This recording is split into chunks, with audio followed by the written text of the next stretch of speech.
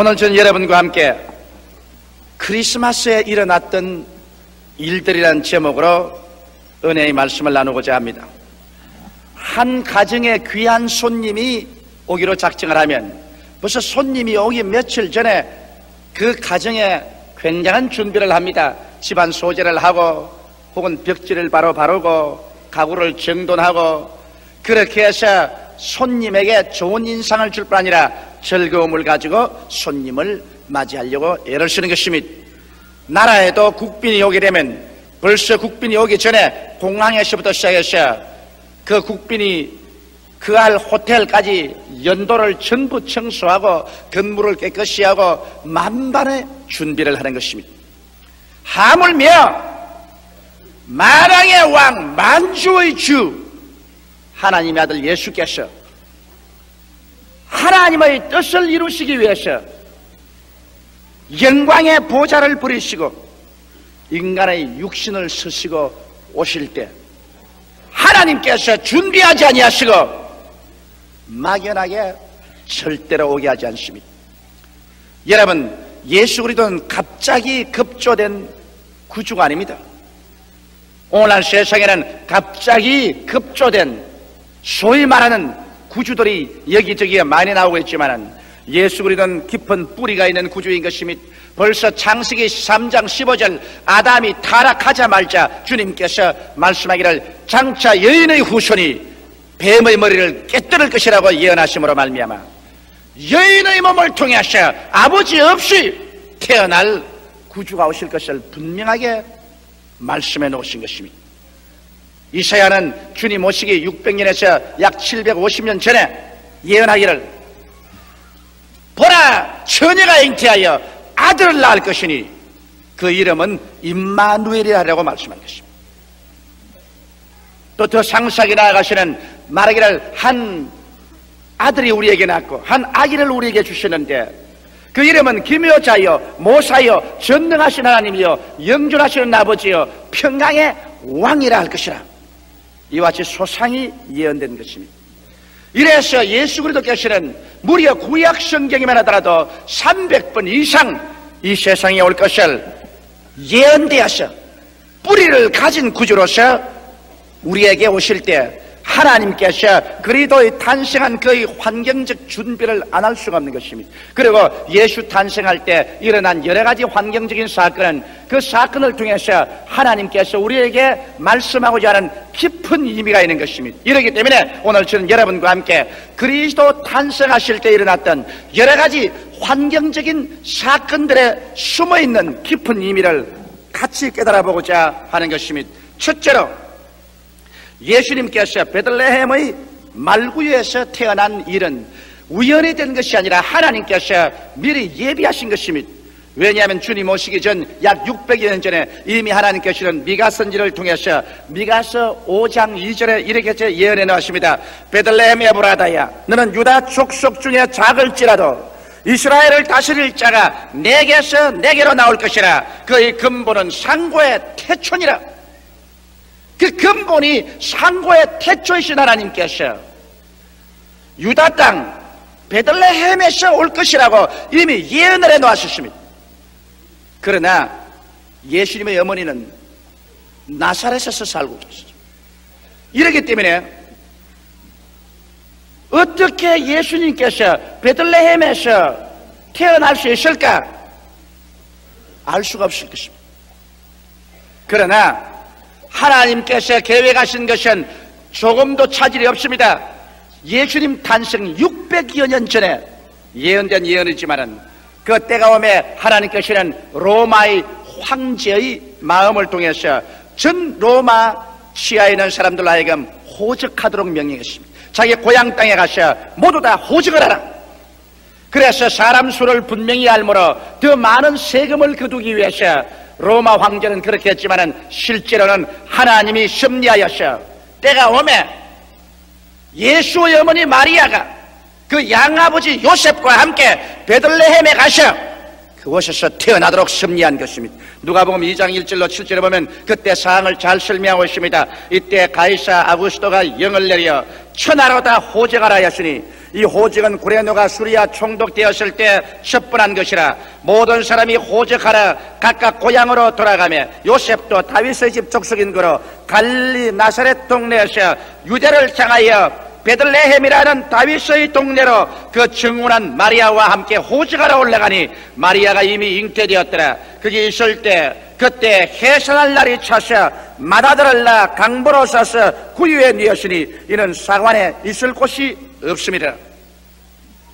하나님께서 섭리하시고 하기로 작정하신 일은 반드시 이루어지는 것입니다.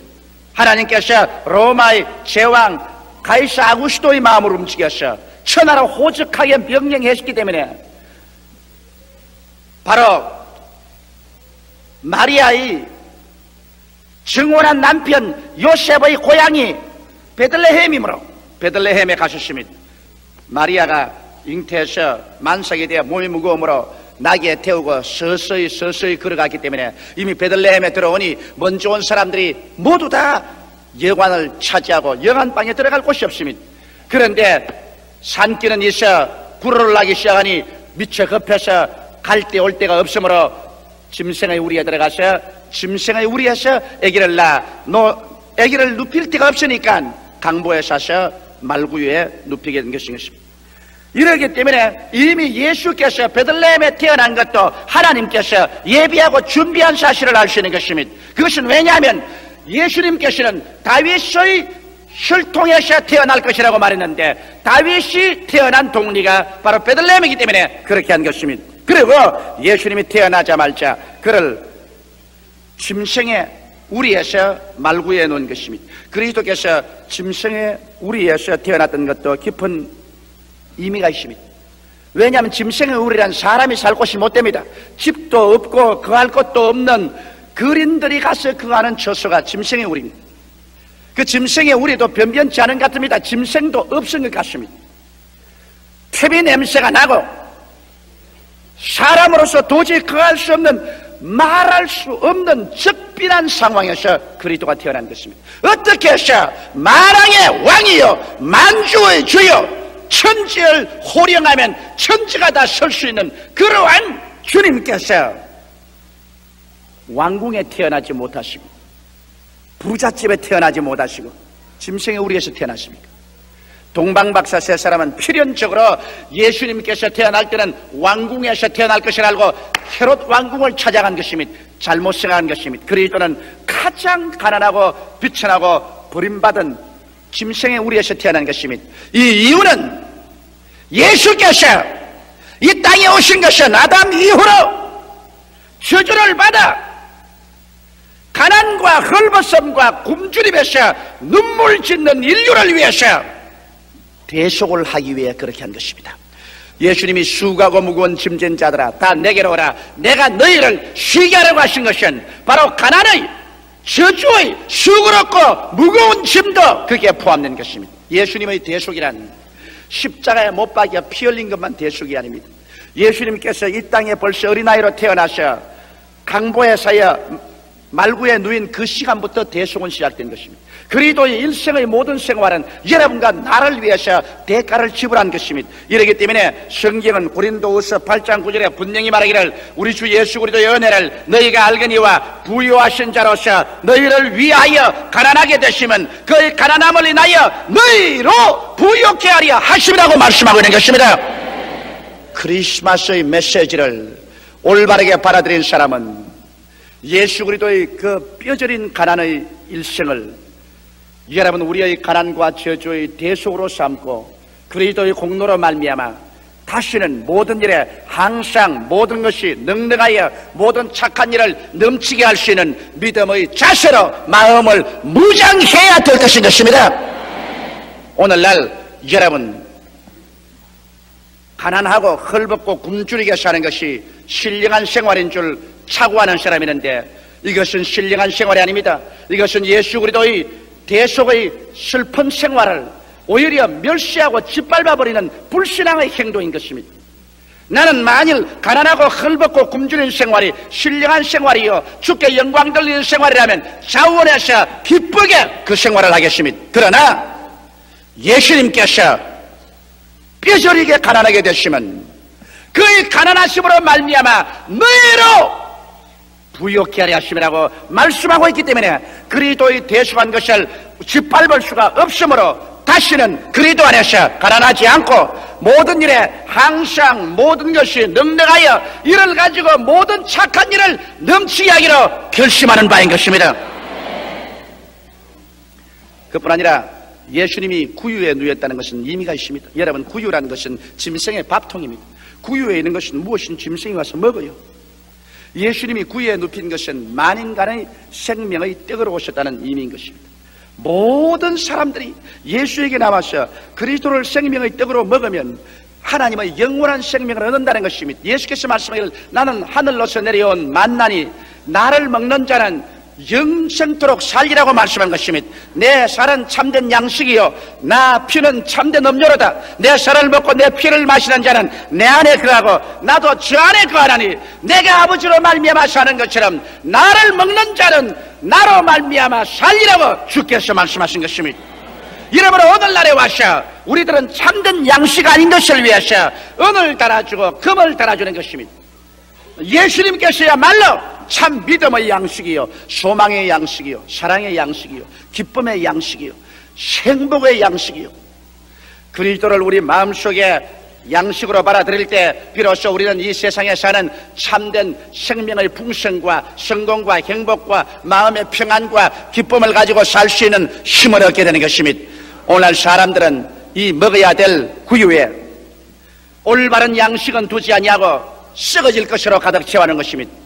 세상의 부귀나 영화나 권세나 인간 지식이나 지혜나 이런 것으로 썩어질 것을 가득히 채워놓고 이것을 아무리 먹어도 그로 말미암아 그 영혼 속에 그 마음 속에 조금도 생명이 없습니다.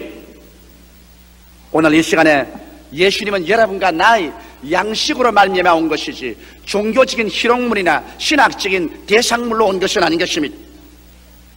둘째로 예수님이 태어났을 때 제일 먼저 그 소식이 누구에게 전했느냐? 목자들에게 전했습니다. 여러분, 그 당시에 목자라는 것은 가장 천한 사람들이 하는 직업이었는 것입니다. 그런데 목자들이 밤에 양무리를 지키는데 갑자기 하늘에서 휘황찬란한 여호와의 광채가 비치고 그리고 천사들이 좋은 소식을 전해서 말하기를 오늘날 베들레헴에서 너희를 위하여 구주가 났다. 빨리 가서 강보에사의 구유에 놓인 아기를 보라. 이것이 표적이다. 그리고 천군과 함께 노래해서 말하기를 지극히 높은 곳이신 하나님께 영광이여 땅에서는 기뻐하심을 입은 백성들에게 평화로다는 찬송을 부리고 사라진 것입니다. 왜? 구태여 수없이 많은 사람이 있는데 하나님의 천사들이 그리스도의 탄생을 제일 먼저 목자들에게 알렸을까요? 그리고 왜 제일 먼저 목자들이 와서 예수님께 경배해 계실까요? 그것은 바로 예수님께서 이 세상에 태어나셨을 때 군대 장관으로 온 것도 아니요 정치가로 온 것도 아니요 예수님께서는 우리를 돌보시는 목자로서 목자장으로 왔다는 것을 여기에 가르쳐주기 위한 것입니다. 다윗은 노래에서 말하기를 여호와는 나의 목자시니 내게 부족함이 없으리라고 그 노래했었습니다. 여러분, 오늘날 예수께서 여러분과 나의 좋은 목자가 되시면 여러분과 나를 책임져 주시는 것입니다. 목자는 언제나 양무리와 생명을 같이 합니다. 이른 아침에 양무리들을 우리에서 일깨워서 그 양무리 앞에 요령을 흔들고 푸른 초장과 쉴만한 물가로 인도하면 양무리들이 따라가는 것입니다. 양무리들이 길을 잘못 가면 긴 지팡이로 목을 걸어서 잡아 당겨서 올바른 길로 돌아오게 하고 사나운 짐승이 오면 막대기를 들어서 그 짐승을 칩니다.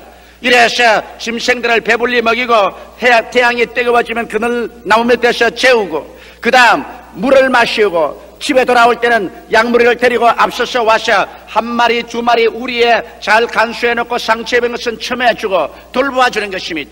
그리고 양은 그 목자에게 그의 젖을 짜서 주고 그의 털을 깎아서 주고 나중에는 필요하면 그의 고기조차 바치는 것입니다.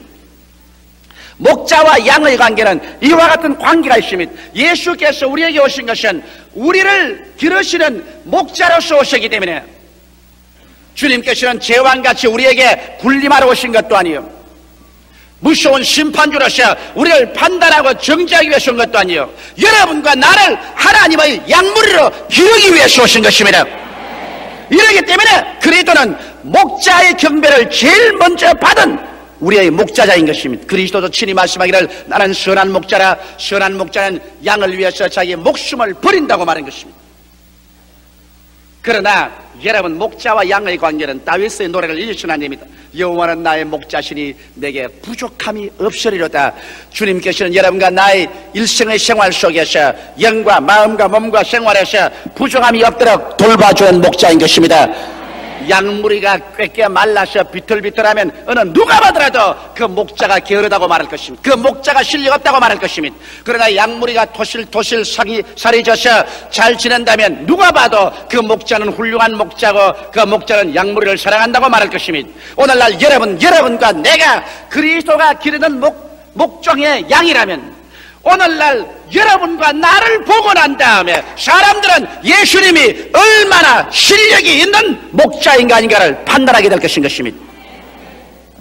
예수님은 사꾼이 아니요 진실한 목자요, 예수님께서는 실력 있는 목자로서 항상 여러분과 나를 푸른 초장으로 인도하시고 쉴 만한 물가로 이끌어 주시며 사망의 엄침한 골짜기로 다닐지라도 해바름을 두려워하지 않게 하시며 원수의 목전에서 상을 베풀어 주시고 기름으로 머리에 바르셔서 잔이 넘치게 해주시는 실력 있고 훌륭한 목자이므로 여러분과 나의 일생을 그리스도의 인도에 맡기게 되시기를 주님의 이름으로 축원합니다.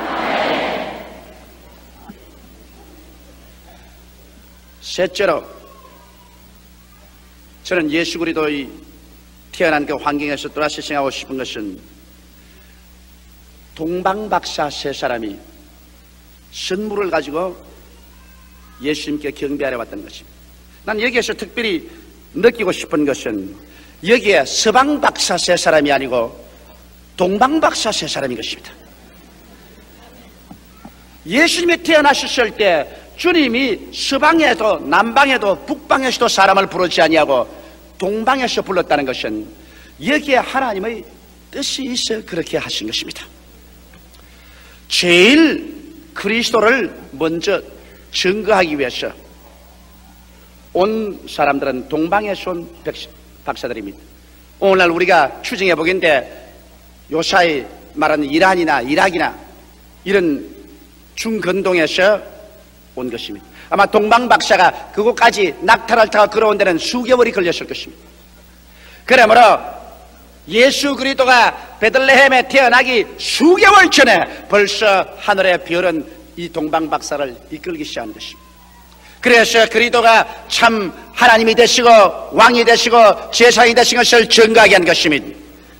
여러분, 그리스도의 태어나실 때 주님께서 동방박사를 불러서 증거했는데 이제 주님 재강림하실 때도 우리 주님께서는 누구보다도 먼저 동방에 있는 사람들을 불러다가 그리스도를 증거하게 할 줄 나는 확실히 믿습니다. 성경 말씀에도 보면은 하나님께서 셈의 하나님을 찬미할지로다. 하나님께서 야벳을 장대케 하사 셈의 장막에 거하게 하시고 가나안은 종 중에 종이 될지어다고 했는데 오늘날 셈족은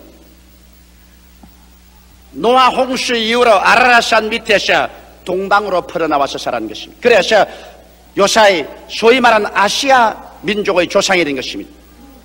하나님께서는 셈의 하나님을 찬양할지라고 해서 셈 민족에게는 하나님을 그들에게 선물로 준 것입니다.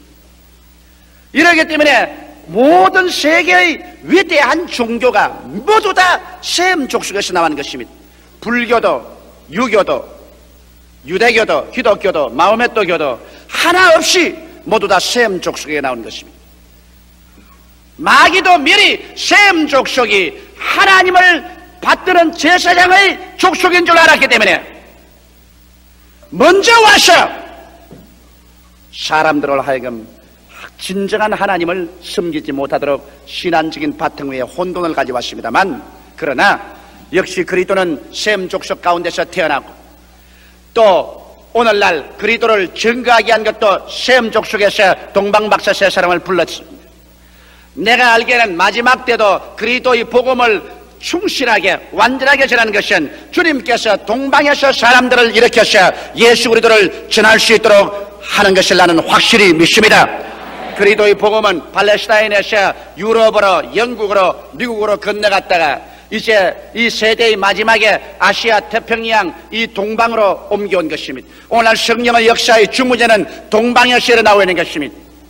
그러므로 동방에 있는 우리 대한민국에 우리 800만 성도들이 힘을 합쳐서 옛날 동방박사 세 사람이 그리스도에게 귀한 보배를 가져간 것처럼 우리 일어나서 예수에게 귀한 전도의 보배 가지고 나가서 섬기는 여러분 되시기를 주의 이름으로 축원합니다.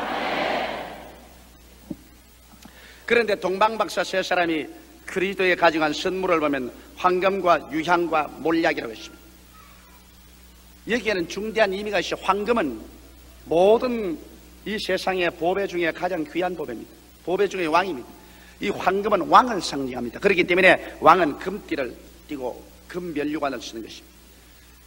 동방박사 중에 한 사람이 이 황금을 가지고 그리스도에게 바쳐서 경배할 때 그리스도가 왕되심을 증명했었습니다. 그리스도는 왕이시다. 비록 말구유에 태어나 있어도 그리스도는 왕이시다. 그런 만왕의 왕이시여 만주의 주가 되신 것입니다. 그 우주의 왕이 여러분과 나를 구원하기 위해서 종의 형체를 입고 이 세상에 가난하게 살고 십자가에 죽기까지 했다는 것을 설명할 때 그 희생의 대가가 얼마나 지대했다는 것을 우리는 알 수 있는 것입니다. 그 다음 두 번째 동방박사가 드린 것은 유향입니다. 여러분, 유향은 하나님께 드리는 향기로운 기름인 것입니다. 그러므로 유향을 선물로 드렸다는 것은 예수 그리스도를 하나님으로 인정하는 것입니다. 그리스도는 비록 조그마한 어린애기로서 강보에서였어 구의 누이였어도 그는 유향을 받을 수 있는 하나님인 것입니다.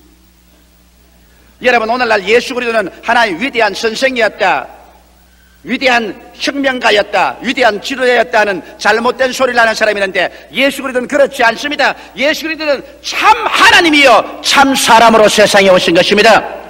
하나님이 육신을 쓰고 오셔서 그래서 여러분과 나를 위해서 십자가에서 피를 흘리셨기 때문에 예수의 희생은 사람으로서 희생이 아니라 하나님이 사람이 되셔서 여러분과 나를 위해서 희생했기 때문에 그 희생의 대가의 가치는 무한히 큰 것입니다. 그렇기 때문에 어떠한 죄인도 죄를 짓고 불의하고 추악하고 버림을 받아야 마땅한 상태도 불구하고 예수께 나오면 그 보배로운 피로 말미암아 죄를 한 번도 안 지은 것처럼 청산하게 될 수 있는 이유가 그리스도의 피는 바로 하나님이 사람이 되어서 오신 그 보배로운 피이기 때문인 것입니다.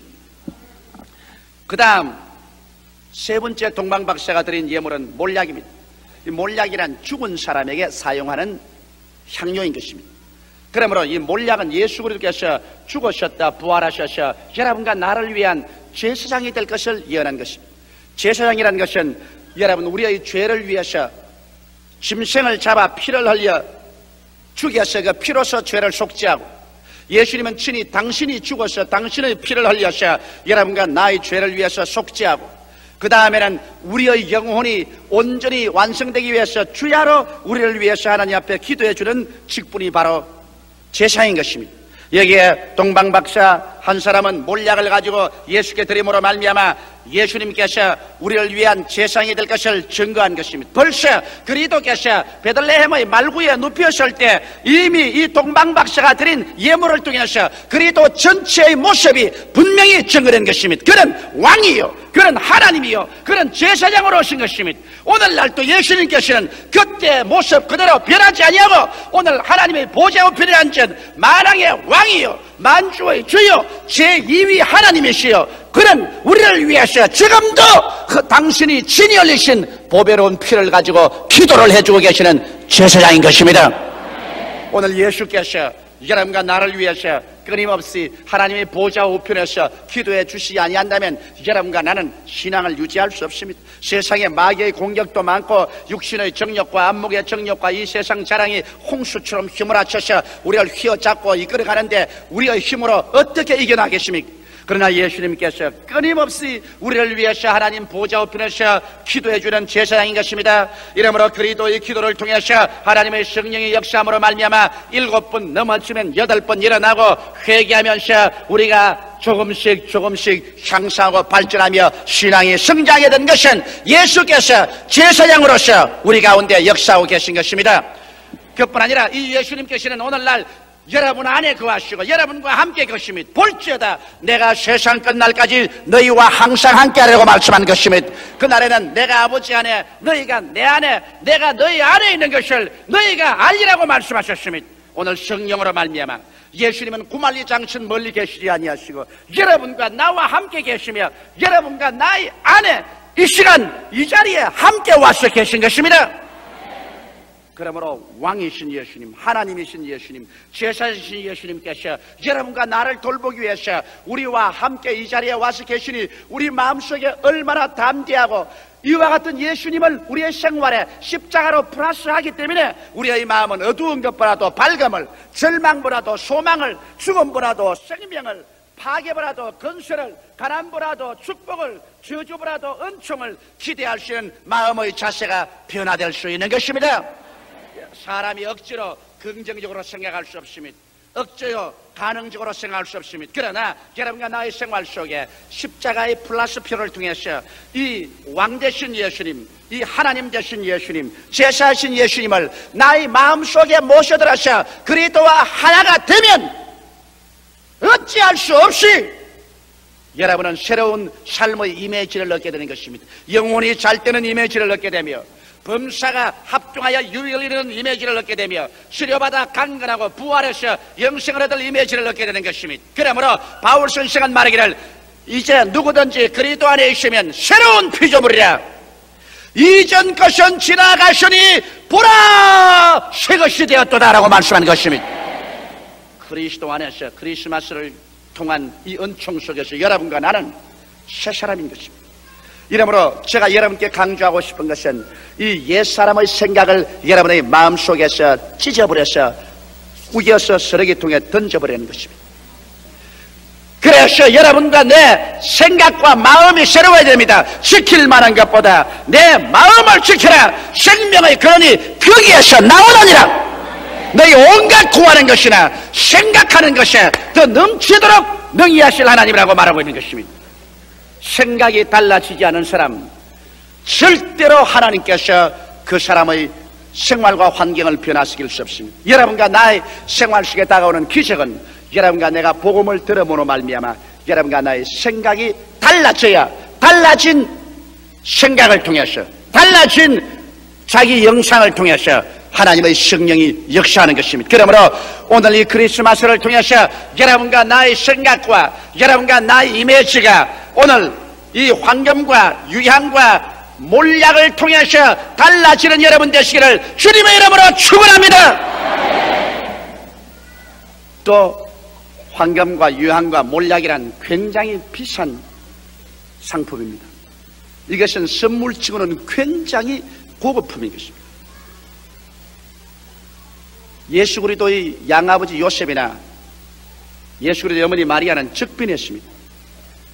거기에 동방박사들이 와서 황금과 유향과 몰약을 준 것은 곧장 헤롯이 예수 그리스도의 탄생을 듣고서 그리스도를 죽이려고 했습니다. 그래서 하나님께서는 요셉에게 꿈에 나타나서 빨리 아기와 모친을 데리고 애굽으로 도망치라 했을 때 적빈 없이 빈손 들고 어떻게 도망을 칩니까?